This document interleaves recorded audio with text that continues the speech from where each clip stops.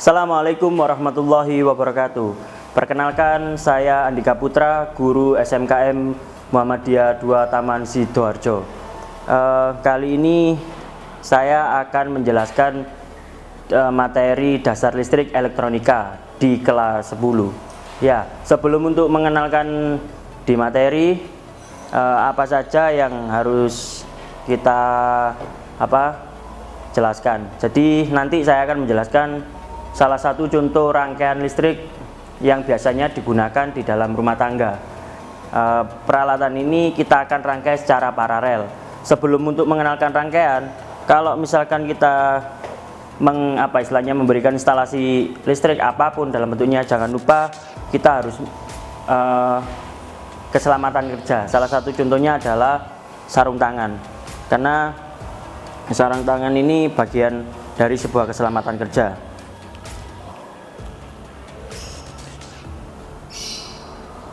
Ya, sebelum masuk dalam sebuah materi, kita akan mengenalkan beberapa komponen yang nantinya kita akan rangkai. Jadi gini, kenapa kok kita menggunakan rangkaian paralel? Apa keuntungannya? Keuntungannya adalah ketika nanti di salah satu beban atau terjadi hubung singkat, maka yang satu tidak akan terjadi mati. Jadi seperti itu. Biasanya di dalam sebuah rumah tangga atau instalasi listrik di dalam sebuah rumah tangga itu kita menggunakan secara paralel. Jadi apa saja komponennya sebelum melakukan instalasi? Yang pertama adalah namanya listrik, kita harus mempunyai namanya test pen. Jadi test pen ini salah satu fungsinya berguna untuk mengetahui apakah ada tegangan di dalam listrik itu, apakah ada arus di dalam rangkaian itu. Jadi test pen. Yang kedua adalah obeng plus, ya. Yang ketiga adalah tang, dan ini juga tang, tapi ini untuk mengelupas sebuah kabel. Ya, tangnya ini untuk mengelupas sebuah kabel. Nah, ini salah satu peralatan yang nantinya membantu kita untuk memberikan instalasi sebuah komponen. Jadi peralatan ini yang di depan kita adalah yang nantinya akan kita pasang. Yang pertama ada fitting lampu. Fitting lampu, apa itu fitting lampu? Ini alat untuk menghubungkan antara lampu di dalam kabel listrik. Yang kedua, saklar tunggal. Rangkaian paralel listrik ini nanti kita akan menggunakan saklar tunggal. Meskipun banyak ada beberapa saklar, ada saklar 2 kutub secara seri, ada saklar tukar. Biasanya saklar tukar itu yang digunakan di dalam perhotelan. Ya. Yang ketiga adalah stop kontak. Kalau ada saklar pasti ada stop kontak. Ya. Dan yang keempat adalah namanya ini adalah kabel NYA. Jadi nanti kita akan menggunakan kabel NYA. Meskipun kabel itu bermacam-macam, ada NYAF, ada NYA.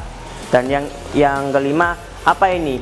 Jadi untuk anak-anak sekalian, ini namanya PHB. PHB itu adalah panel hubung bagi. Jadi alat ini bisa memberikan sebagai pengaman atau sebagai istilahnya kayak pembagian arus. Jadi ketika ada arus konsleting listrik, maka PHB ini akan memutus hubungan singkat, ya. Kalau kita lihat di beberapa rumah tangga, pasti ini kelihatan setelah MCB, ya. Oke. Setelah kita mengenal beberapa komponen dan alat-alat yang nanti kita gunakan, sebelum kita untuk menginstalasi di dalam sebuah rangkaian, kita akan menggambar. Yang pertama, ini adalah salah satu gambaran batang yang akan kita gunakan nantinya. Dari gambar diagram ini kita sudah tahu beberapa gambaran komponen. Ini adalah salah satu simbolnya saklar, atau kita nanti gunakan saklar 1, dan ini adalah simbolnya beban atau lampu L1, dan yang kedua adalah saklar 2, yang ketiga adalah L2, dan ini adalah stop kontak. Jadi bagaimana kerja listrik itu pada rangkaian ini? Jadi gini, ketika kabel ini kan ada dua, fasa dan netral. Ketika kabel fasa masuk di dalam saklar satu, maka akan menghubungkan ke dalam lampu yang pertama. Nah, perlu diingat bahwa di dalam merangkai sebuah istilahnya saklar itu harus hanya menggunakan fasa ya. Kenapa kok tidak menggunakan netral? Nanti di sini ada apa istilahnya kayak buang singkat lah seperti itu. Jadi perlu diingat ketika kita menggunakan saklar ini harus masuk hanya sebuah fasa ya, tidak boleh netral. Jadi ketika fasa masuk ke saklar 1, masuk ke L1, nanti fasanya langsung ke beban ini lampu, terus ke saklar. Jadi langsung kan, ini gambarannya kenapa kok seperti ini fasanya sebuah saklar, dan ini adalah sebuah fasa juga, ini bukan netral. Jadi gambar ini adalah sebuah fasa, aliran ini fasa, nah ini yang kemudian adalah netral. Nah, stop kontak ini kan stop kontak itu kan beban, jadi ada fasa juga ada netral. Jadi dalam diagram seperti ini perlu diingat bahwa beban itu digunakan untuk fasa dan netral. Ya, mungkin dari gambaran ini sedikit banyak kejelasannya, nanti langsung saja kita melihat di dalam sebuah rangkaiannya. Oke, ini adalah gambar rangkaian secara paralel apa yang saya jelaskan di dalam diagram batang tadi ya. Ini gambarannya seperti ini.